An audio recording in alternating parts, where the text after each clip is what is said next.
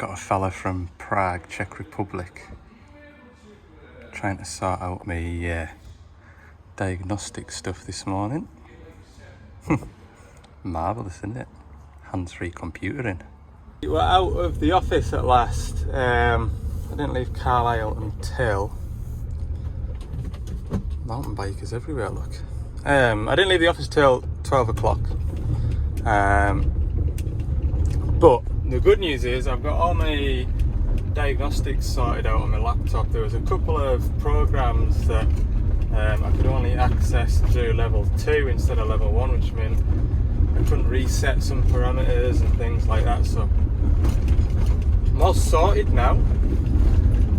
As you can see, I'm in the Lake District, nice round here. I'm following this van in front to a DX225 LC with a timber harvesting head-on.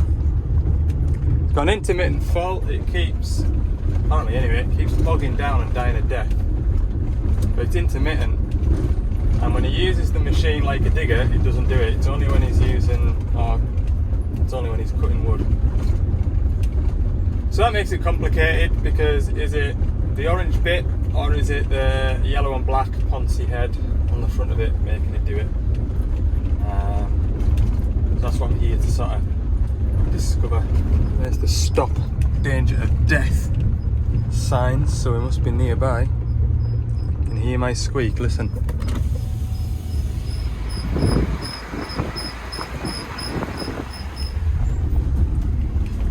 I think it's that back right caliper, because when I press the brake, the squeak goes away. It sounds like it's coming from that way rather than that way. Anyway, you might as well see the view that I'm going to be working with, look. Beautiful. Beautiful. Some nice timber in here, look at that, beautiful timber.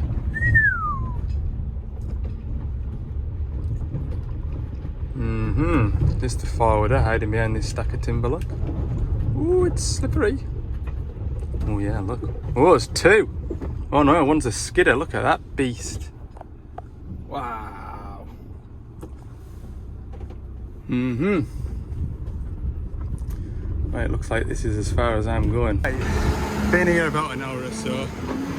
Been on the phone to two different people, the boss and the mechanic that used to work on this. I recognise the machine now, I've seen it, so I've done a bit of work on this one before. A little bit of work. So, it's going to work it a little bit.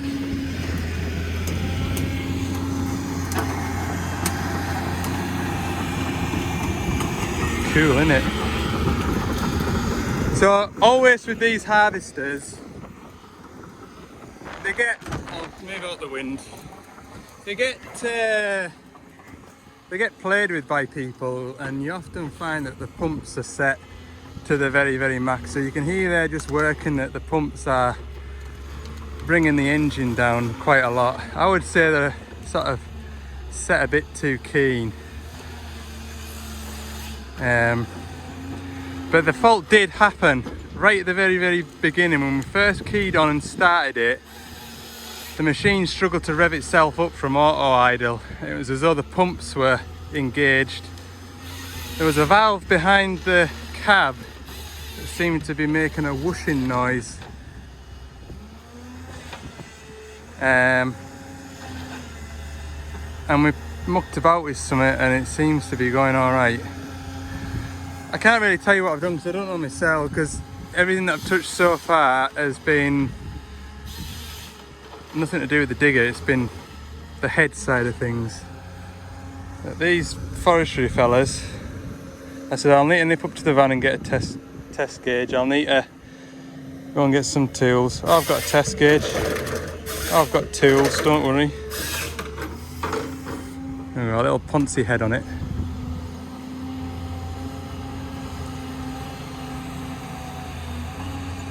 Something a bit different for you to watch, if nothing else. I know I've done a terrible job of being on the tools with this, but I'll be honest with you, I've just been trying to understand the fault, and I've literally been learning on the job with this.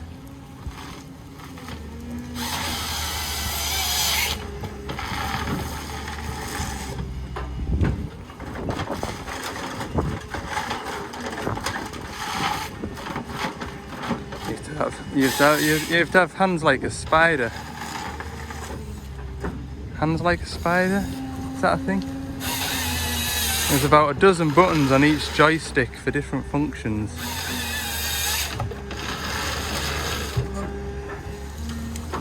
Some bit of gear in it, look. So what he's doing is he's got a pile of certain length log here, and he's got a pile of longer stuff over there. You can see there's no black reek coming out of it, so it's not over fueling. There's no white reek coming out of it to say that there's a turbo away or anything like that.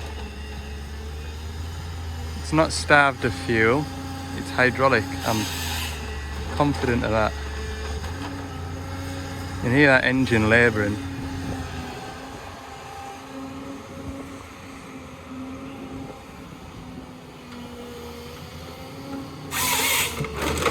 Problem is, it's an intermittent fault.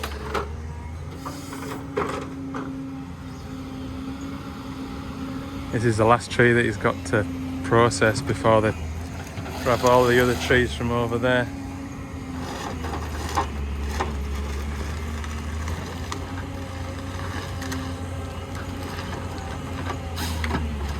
Right, while he's doing this, I've got a customer to phone back, so I'll use this time to make a phone call. I'm one of the hikers now, hiking in the woods. Just been having a chat with him. He reckons the machine seems like it's 100%, and they've not long had that machine, and he's always felt like it's been a little bit lackluster. So it's always felt like it's been 85-90% there, but not all the way. But then he's only cut 3 trees. Yesterday he said it was really bad, and that's when he phoned me.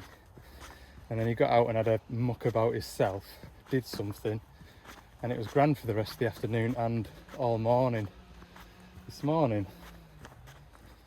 And he's only cut 3 trees there, so I'll probably know by tomorrow afternoon, won't I, whether or not it's any better. I'd be surprised if it is better, if I'm honest with you. And I said to him, I've not really done anything. All I've done is back the valve off, because my boss said that they can stick up with muck if there's a bit of rubber seal or something in there. You back the valve off, it lets it sit off its seat, that bit of muck flushes out, and then set it back up to where it was, and that's all I've really done. With no tools, look. I don't even feel like I should be, I don't know, when you do a job like that, you don't use your own tools, you turn up and feel like you've done very little. Feel a bit kind of, you've not really done the job that you've been paid to do, but sometimes that's the way it goes. Anyway, it is 2 minutes past 3. Oh, an awkward time of day, really.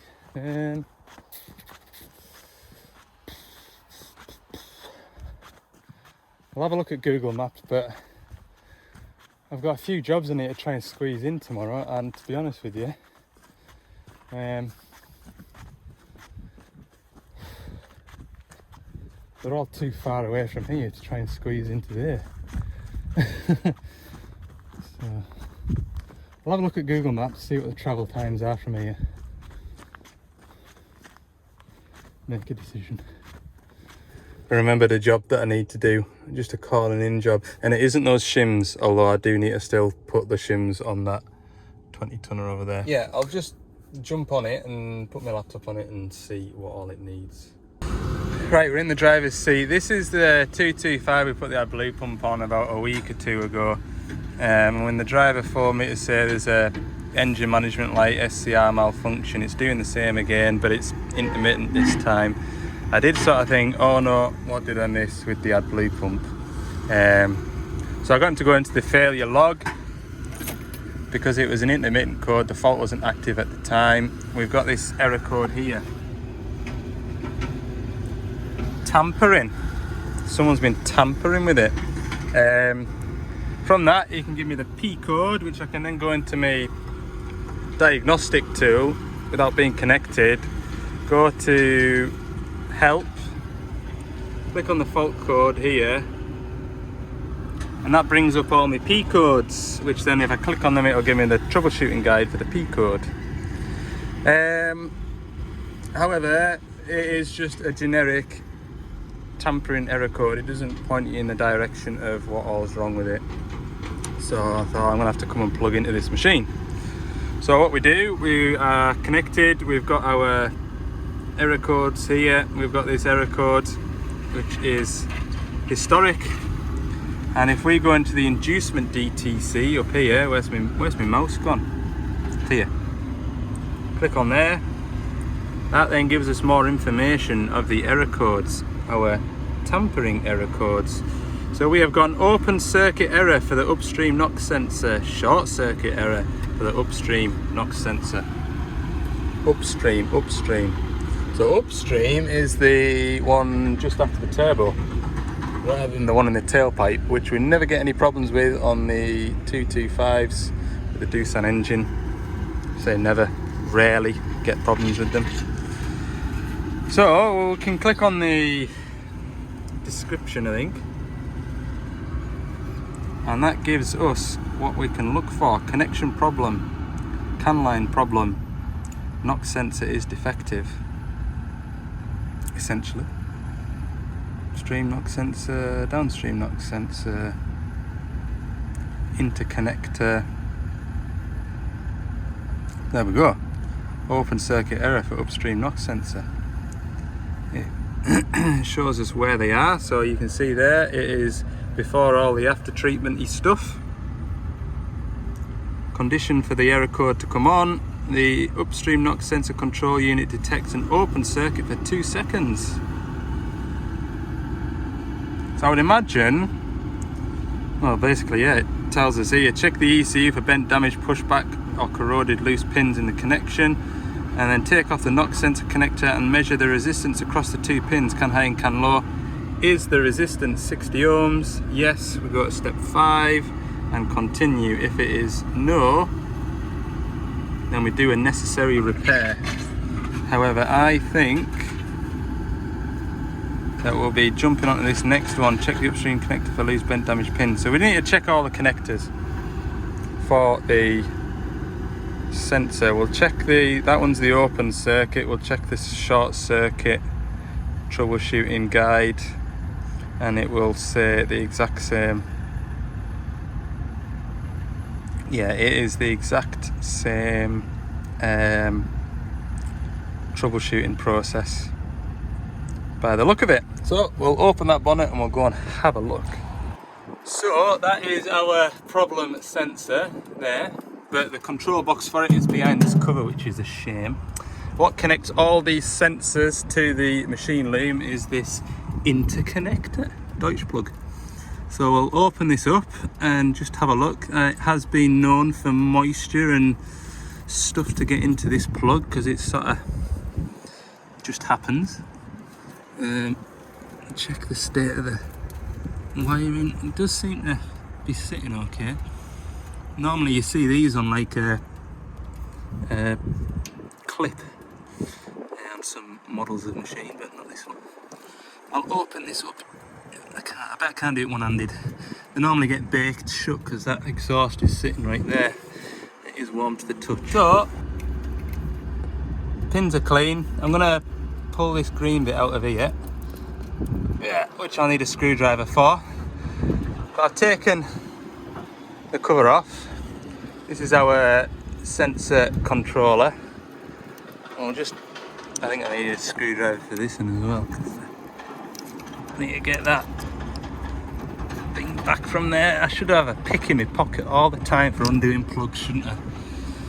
Right, I'll go and get a pick. Okay, any bent, damaged or corroded pins? No. Nice and clean and tidy in there. And also nice and clean and tidy in there as well. Unless there should be a pin in there, which I highly doubt. Well, we haven't got a corresponding pin in that side either, so everything looks good in that department. Now then, what am I going to do next? Now what I did spot was this clip here. I don't know if it holds like the back side of this sensor on, but it was over like this, it wasn't clipped in. I don't know if it is possible to get moisture in the back of this sensor box. I've never taken one of these off to know, so I'm gonna just whiz this sensor off, 213s, tip it on its back and see if you can see the printed circuit board in the back of here, see if there's any moisture on it. Well, right now I don't think it's even possible to open that up without breaking it, and I'm not 100% sure that this is at fault yet, so I'm going to put it back on. I'm going to do a continuity test now between the sensor here and the ECU, which is that sort of direction. I'm pretty confident that my sensor wires go into here, so we're going to check the connector for any loose, bent, damaged or corroded pins. Everything looks pretty clean at a glance. I'll have a closer look once I put this phone down. All those ECU pins look nice and clean also, so that's good news. What we'll do is we'll put it back on, we'll do the resistance check. I'll just remind myself which pins it was, because we've got a resistor in here which should give us a 60 ohm value. I think that's right.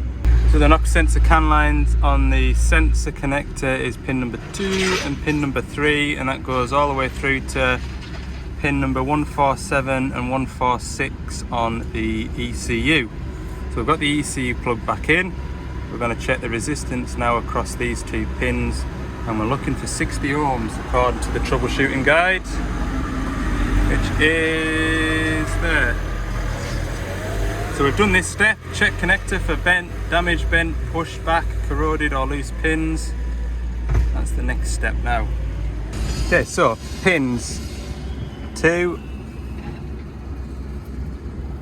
let it focus, 2 and 3, I get continuity through them, no resistance, as though they're shorted together. I'll show you now, hang on. 2 and 3 shorted together, which I wasn't expecting because there's not an error code active.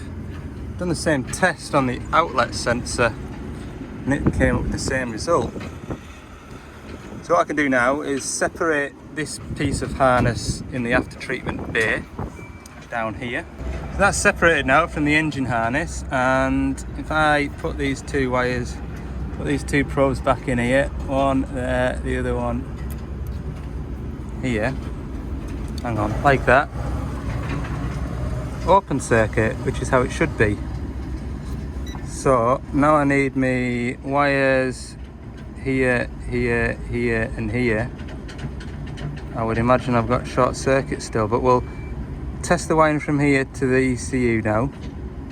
Then we'll disconnect the ECU and see if the fault is in the wiring loom or in the ECU, I suppose. Just a bit confused though as to why I'm getting that result, because I haven't got an active code. I wasn't expecting to find anything. And it's on both sensors as well, and I haven't got a fault for the downstream one. I've only got one for the upstream. Okay, so that's my CAN line down to the ECU. I'll go down there now and unplug the ECU. Hopefully that stops beeping. I think, hopefully. I mean, it means I'm not going to rip a wiring loom apart, I suppose. If it stops beeping, we'll see. I can still hear it beeping and that's disconnected. Undo this one just in case.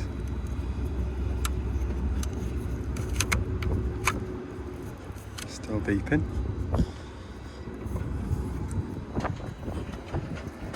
Do this one.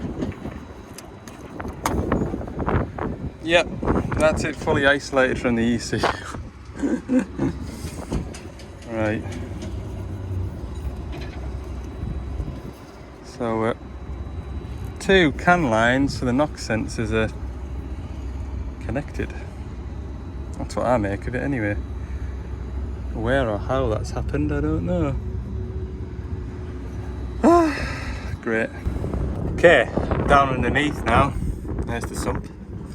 I presume that wiring went through this big harness here, but it doesn't, because when I look at the wiring schematic, it actually goes into the vehicle side rather than the engine side.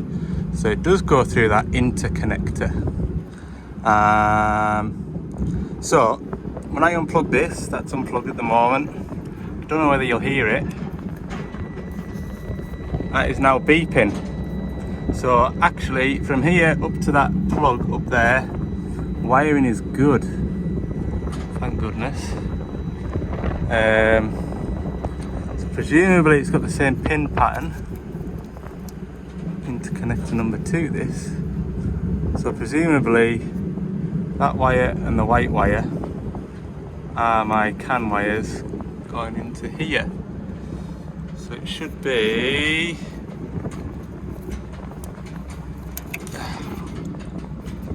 those 2 wires, those 2 pins there should have continuity through there, I think. Right, there we go, continuity from there. So this bit of wiring up the way to the knock sensor, perfect. From here, goes into this, goes around that sharp bend there, that's it there. I think it'll go into this interconnector around here then. We unplug this.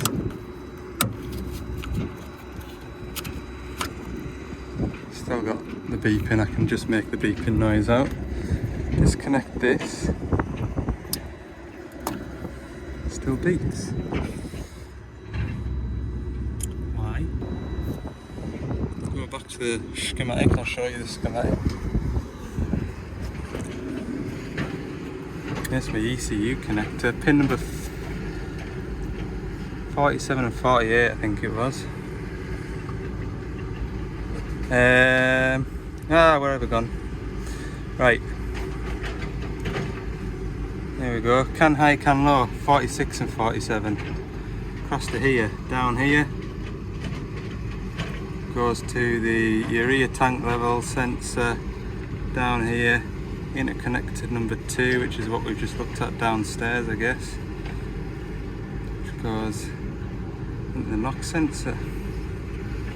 So the problem is between here and here.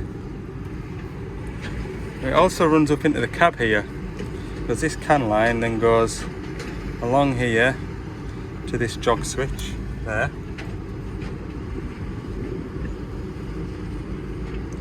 Where else is it going? It goes off up here to gauge panel presumably. Yeah, unified display. Goes along here. Oh, there's another joint here. Goes up, along. TMS controller, telematics. A lot of this stuff is dead easy to disconnect. I've lost my way now. Goes into the EPOS.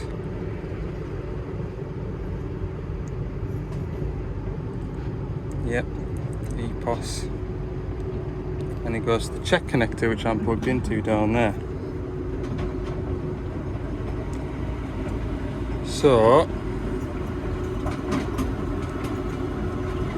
I should be able to rule out everything in here by disconnecting the cab from the rest of the loom. And that plug is under here. Great. I'm sure I'm fighting in the right direction. I'm just following the troubleshooting. Right, that's a cab totally disconnected from the rest of the machine.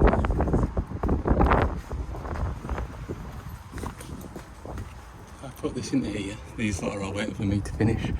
Put that into there.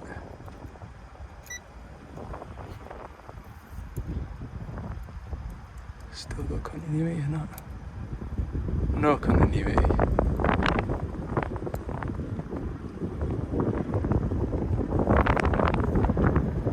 No, no continuity.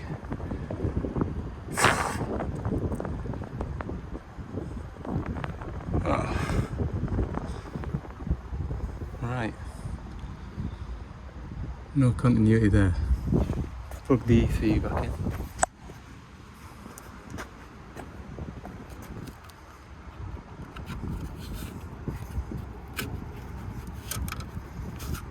Still no continuity. Still no continuity. Oh, that's me. Running out of battery noise. The problem is going in that direction.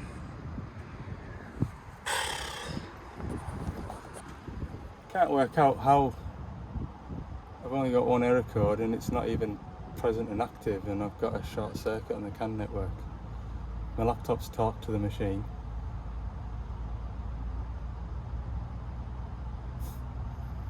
Don't know how that happens. I don't. I think I'll plug everything back together, and I'll measure my resistance at the check connector. I'll do that.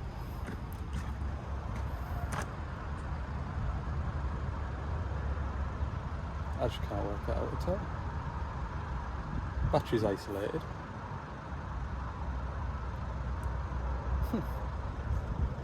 Strangest thing.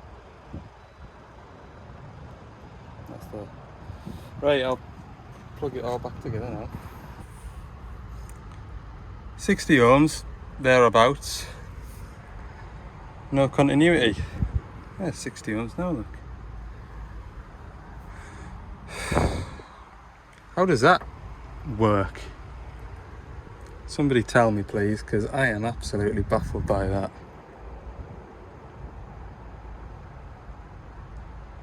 Or have I disturbed something in that multi-plug downstairs?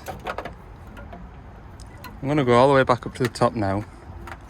Test those pins up there. Perfect. I don't get that. I must have disturbed something. Do not understand that at all.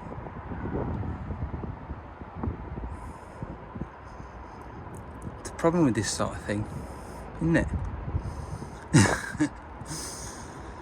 Right, we'll put it all back together. I bet I've disturbed something in that multi-plug under the cab. Plug was dry. I have seen those plugs under the cab fill up with water and get a load of green pins, but that was a pretty clean one, especially for this one's age. It's done about 8,000 hours. Oh, what a way to finish the day. Right, I'm going to rattle all these belly plates on, run the machine up and make sure everything's working. These are all stood by the van to wait to go on. Right, gotta go. Right, we're all back together, and by the way, this little gun, fantastic. Normally when I have to take that cover off under there and it's parked like this, it's hand tools only, but that can get right in between the track and the belly plate with plenty of space. The last one, I think I probably would have struggled. Yeah, our meter's back on, so everything's plugged back in. Bet you this fires straight up, no error codes. Well, that's what I'm hoping anyway. Hope I've not absolutely confused it. Yeah, no error codes, look. Fires straight up. Right, what I'll do is I'll just... what time is it? Yeah, I need to go pretty sharpish. I've got to be home as well at a certain time tonight, and obviously I'm not there at the minute. What I'll do is I'll erase that error code, which I'll be able to do because it's not active, and then I'll be able to let them have it back for a couple of days. I'm going to come back anyway and reshim that hitch as a just passing. This was going to be a just passing. Look at the state of us. Filthy. If I'd known I was going to do all that, I would have put a boiler suit on right at the start. I just thought I was going to plug in, say, oh yeah, it just needs one of them, and come back to do them shims. It rather developed quickly, didn't it? 3, 4, 1. Put my password in. Right. Start. Oh, check connection. Won't connect. I've done here. Sometimes it does this though when I've switched the machine off while I've still been connected to it. Try again. Nope, doesn't like that. Right, unplug that, reboot this up. Right, bear with us, I'll get a connection on this. Right, error codes, we'll knock that error code off. Erase, yes. That's all gone. Inducement DTCs will remain there though, I can't do anything about them. Let's pop back on.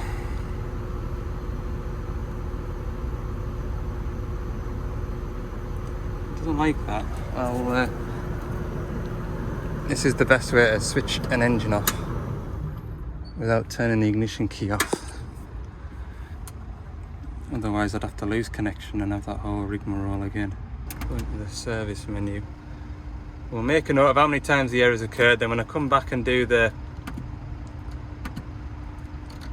all the way down here, it's happened 13 times. So any more than 13 times, when I come back and do the hitch, I'll check how many times that error code's occurred, if it has since being here, and we'll re-investigate that plug downstairs if the fault persists. Sometimes this happens where it won't let you erase it. Yeah. Sometimes what you do is erase it. Do you want to delete fault codes? Yes. Erase it. And turn the ignition off. It doesn't have time to think about it then. Let's pop back on anyway. Right, I'm just messing about, wasting time.